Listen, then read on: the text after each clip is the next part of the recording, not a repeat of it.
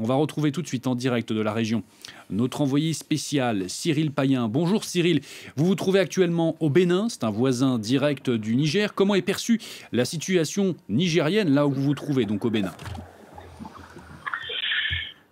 Écoutez, on sent bien évidemment l'impact très important des actions de la CEDEAO, c'est-à-dire l'ensemble de ces sanctions assez dures et inédites, commerciales, financières et économiques. Pourquoi? Parce que vous le disiez, le Bénin est un pays qui partage une longue frontière avec le Niger, donc il y a cette tectonique, cet effet d'après le coup d'État du 26 juillet qui impacte évidemment énormément les populations. Alors d'abord, on sait, on est là depuis quelques heures, que l'ensemble des Béninois à qui on a parlé ne sont pas favorables, et c'est un point important, à une intervention militaire, quels que soient les ultimatums de la CEDEAO. On ne veut pas d'une guerre ici dans l'opinion publique avec un pays avec lequel on partage une frontière et où il y a de multiples échanges. Mais alors justement, les échanges ici qui sont totalement au point mort, on en sent totalement l'effet. Je suis devant le port de Cotonou, qui est un port très important où il y a normalement énormément de monde, énormément d'activités. Là, c'est absolument au point mort.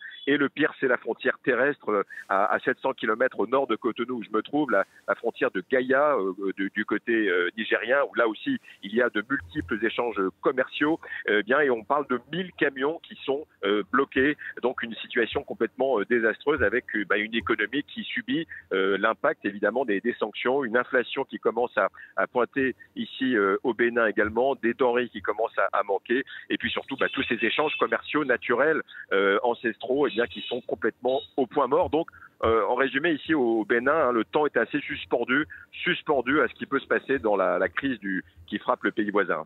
Les sanctions économiques qui ont un impact